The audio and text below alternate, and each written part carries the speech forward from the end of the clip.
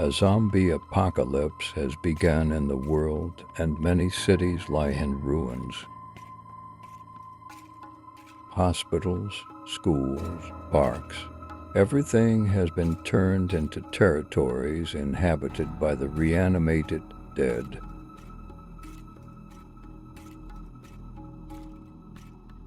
A group of 5 survivors, 3 men and 2 women, wander the devastated lands in search of a safe haven. Traveling along an abandoned road, they notice a strange, massive building surrounded by high walls. It seemed to have miraculously remained unharmed. The building is a huge complex of several buildings surrounded by a concrete fence and a gate that appeared to be unlocked. There were no zombies inside the complex, according to their observations.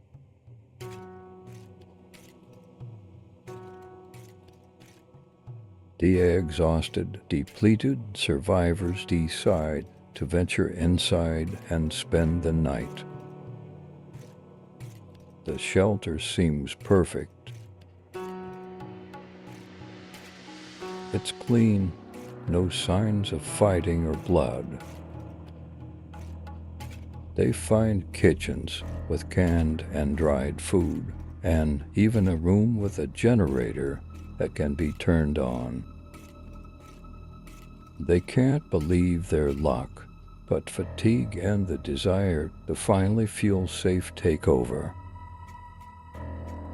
The group decides to stay here, at least for a few days. At first, things go well. They rest, plan for the future, and begin to customize the building for themselves. Everyone chooses a room, checks the windows and exits so that in case of a zombie attack they can build a line of defense.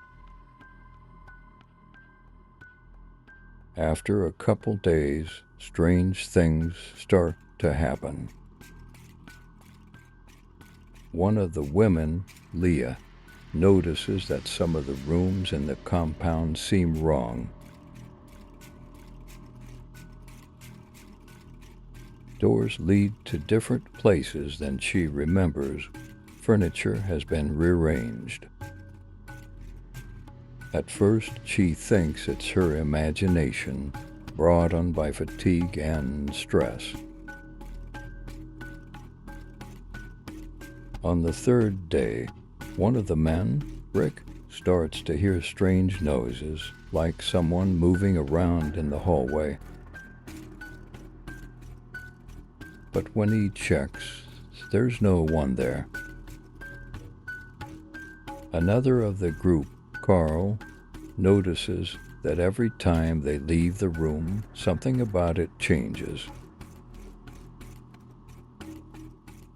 They think someone else in the group is playing with them, but no one admits it. A week passes and the situation escalates. Leah begins to suspect that the building is more than just a safe house. At night, she hears faint whispers, but can't make out the words. Rick finds a hidden door leading to the basement that they didn't know existed before. In the basement, they find journals and documentation describing strange experiments with zombies. Old pages of notes include names of unknown people, graphs, and strange diagrams. The group realizes that the building may have been used for research, possibly on zombies or people they were trying to change. The notes, dated several years ago, describe behavioral control experiments, but the notes abruptly cut off, leaving many questions. Meanwhile, the weirdness intensifies. Objects go missing, someone hears ominous noises behind the walls, and one morning Leah finds a trail of blood leading into one of the rooms. Their group dwindles when one of the members, Michael, cannot be found the next day. They search for him, only to find his backpack and his jacket neatly stacked on the floor, as if someone had purposely left them in plain sight. The group panics. The other survivors, terrified and on edge, begin to suspect each other. They begin to watch each other's every move, fearing that there is someone dangerous among them. They decide to head to the basement and explore it more thoroughly. As they make their way through the dark corridors, they stumble upon an old control room with screens. They see video footage from various points in the building, as if someone is watching their every move.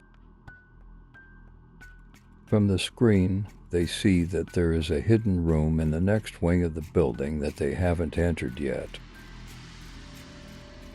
Entering it, they find surveillance and recording equipment, cameras, motion sensors, and old monitors. On them are recordings of their group wandering around the complex, and they realize that they've been watched all along. They began to develop a grim realization. This building is some kind of huge trap maze where conditions have been deliberately created for the zombie apocalypse to play out according to a certain scenario. As they try to escape, the doors suddenly close.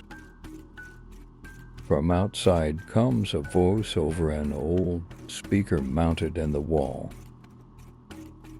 The voice, without naming itself, informs them that they were part of an experiment that is supposed to show how humans behave in a zombie apocalypse. All along, they have been part of some sort of social experiment. The voice adds that their observation is about to end. Leah, tired and angry, decides to take a chance and hack into the surveillance system. She discovers that the building is constructed to create a maze on each level, with a lab in the center where real zombies are kept in special tanks.